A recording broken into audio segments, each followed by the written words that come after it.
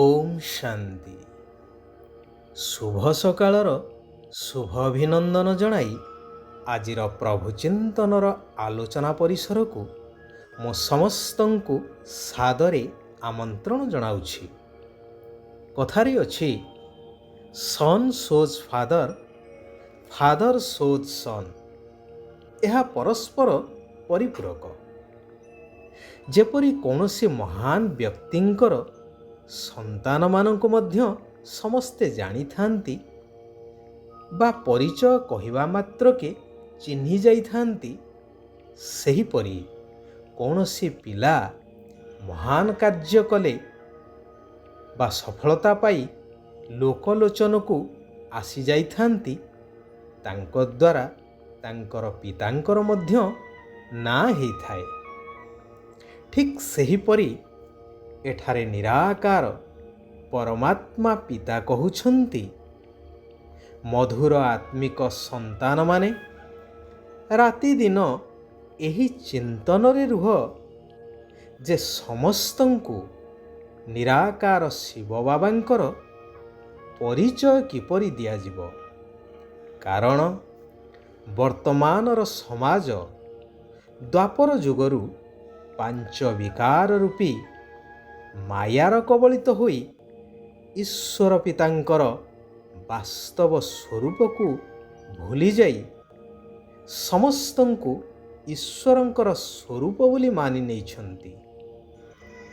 ଯେପରି କୌଣସି ଜିନିଷ ବିଷୟରେ ସଠିକ୍ ଜ୍ଞାନ ନଥାଇ ତାକୁ ଆପଣେଇବା ଦ୍ୱାରା କୌଣସି ଫାଇଦା ତ ହୋଇନଥାଏ, ଆହୁରି ଅସୁବିଧାର ସମ୍ମୁଖୀନ ହେବାକୁ ପଡ଼ିଥାଏ। ସେହିପରି ଏପଟେ କହୁଛେ, ଭଗବାନ ନିରାକାର, ଅଜନ୍ମା, ଅଭୋକ୍ତା, ଅଶରୀରୀ। ସେପଟେ ପୁଣି ସମସ୍ତଙ୍କୁ ଭଗବାନ ବୋଲି କହୁଛେ।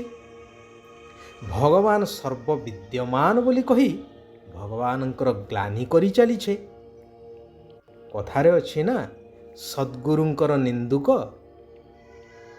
ସେଥିପାଇଁ ଆଜିର ସମାଜ ଦୁଃଖୀ, ଅଶାନ୍ତ ହୋଇଯାଇଛି, ସମ୍ପୂର୍ଣ୍ଣ ପତିତ ନିର୍ଧନର ହୋଇଯାଇଛି। ଚାରିଆଡ଼େ ତ୍ରାହି ତ୍ରାହି କରୁଛନ୍ତି, ସର୍ବବ୍ୟାପୀ କହୁଛନ୍ତି, ପୁଣି ଡାକୁଛନ୍ତି, ହେ ପତିତ ପାବନ ଆସ, ଆମକୁ ମୁକ୍ତି ଦିଅ। ଯଦି ଭଗବାନ ସବୁଠି ଅଛନ୍ତି, ତେବେ ଡାକିବାର ଆବଶ୍ୟକତା କ'ଣ ଅଛି?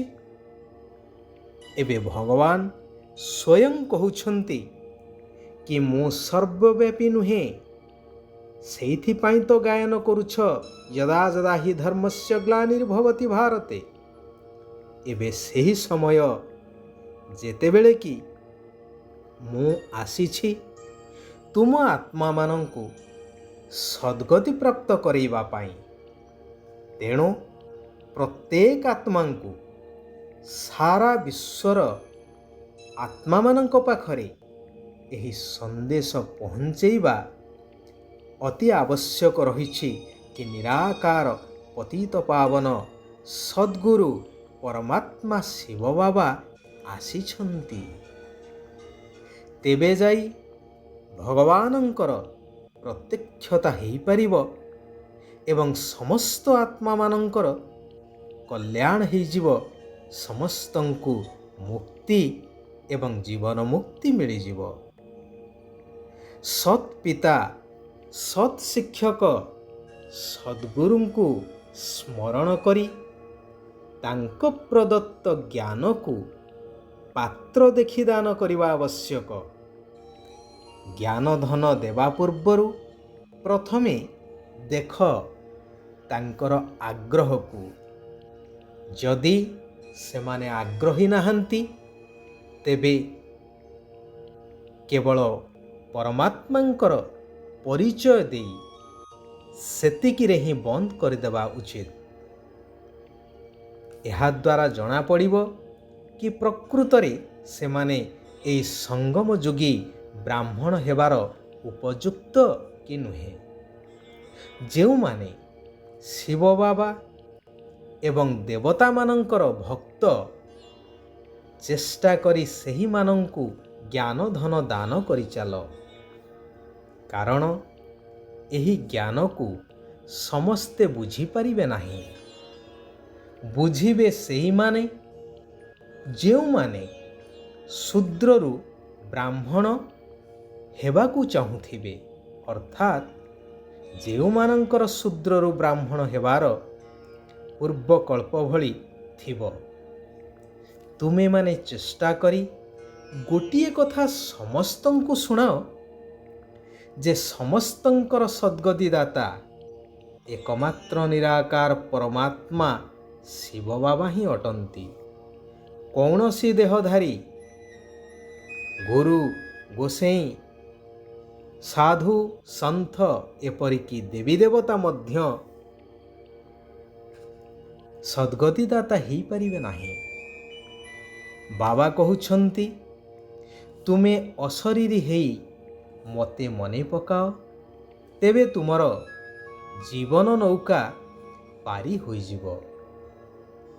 ଯେଉଁମାନେ ଆଦି ସନାତନ ଦେବୀ ଦେବତା ଧର୍ମର ହୋଇଥିବେ, ସେମାନେ ତୁରନ୍ତ ଏ କଥାକୁ ବୁଝିଯିବେ ଏବଂ ଏହି ଜ୍ଞାନରେ ଆଗକୁ ଆଗକୁ ବଢ଼ିବାର ପ୍ରୟାସ କରିବେ। ମୁଁ ଶରୀରଠାରୁ ଅଲଗା ଆତ୍ମା ଶାନ୍ତ ସ୍ୱରୂପ ଅଟେ, ଏହି ସ୍ୱଧର୍ମରେ ସ୍ଥିତ ହେବାର ଅଭ୍ୟାସ କରିବାକୁ ହେବ। ଜ୍ଞାନର ନୃତ୍ୟ ଅର୍ଥାତ୍ ଜ୍ଞାନକୁ ସ୍ମରଣ କରି ଖୁସି ହେବା ସହିତ ଅନ୍ୟମାନଙ୍କୁ ମଧ୍ୟ ଖୁସି କରେଇବା ଉଚିତ। ମାୟାର ତୋଫାନ ବା ଝଡ଼ ଆସିଲେ ମଧ୍ୟ ଅଙ୍ଗଦ ସମାନ ଅଚଳ ଅଡୋଳ ସ୍ଥିତିରେ ରହିବା ଦରକାର। ହଲଚଲ ହେବାର ନାହିଁ, ଦୃଢ଼ତାର ସହିତ ତାର ସାମ୍ନା କରିବା ଦରକାର। କୁହାଯାଏ ନା, ମାୟା ଜିତ୍ ସୋ ଜଗତ ଜିତ୍। ତେଣୁ ଜଗତ ଜିତ୍ ହେବା ପାଇଁ ମାୟାକୁ ଜିତିବା ନିତାନ୍ତ ଆବଶ୍ୟକ।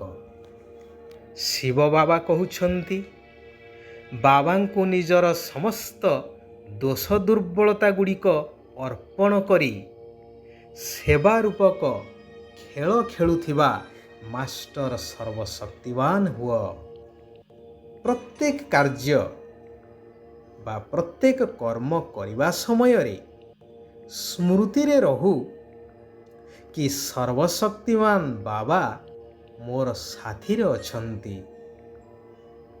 ମୁଁ ମାଷ୍ଟର ସର୍ବଶକ୍ତିମାନ, କାରଣ ଭଗବାନ ସର୍ବଶକ୍ତିମାନ, ମୁଁ ତାଙ୍କର ସନ୍ତାନ।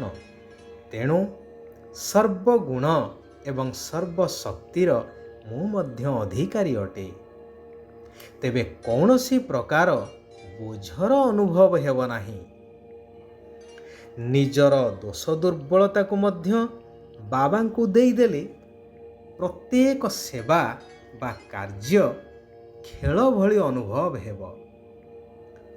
ଥକାପଣ ବା କ୍ଳାନ୍ତି ଅନୁଭବ ମଧ୍ୟ ହେବ ନାହିଁ, ଯେହେତୁ ସ୍ମୃତିରେ ରହୁଛି କି ମୁଁ କରୁନାହିଁ, ମୋ ଦ୍ୱାରା ହେଉଛି କରେଇଲା ବାଲା ନିରାକାର ପରମାତ୍ମା ପିତା।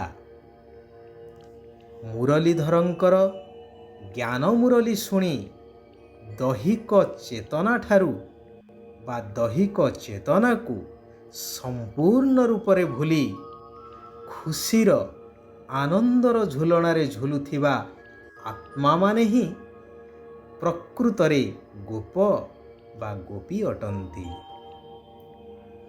ଆଚ୍ଛା, ଆଜି ପାଇଁ ଏଇଠାରେ ଆମେମାନେ ବିରାମ ନେବା।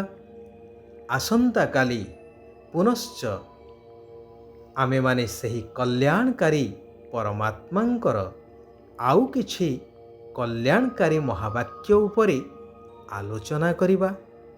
ନିଜ ଜୀବନକୁ ପରିବର୍ତ୍ତନ କରିବା ସହିତ ସାରା ବିଶ୍ୱର ଆତ୍ମାମାନଙ୍କର କଲ୍ୟାଣ କରିଚାଲିବା।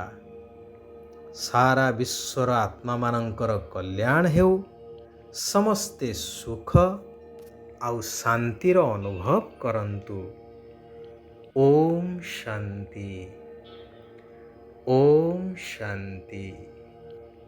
ওম শান্তি।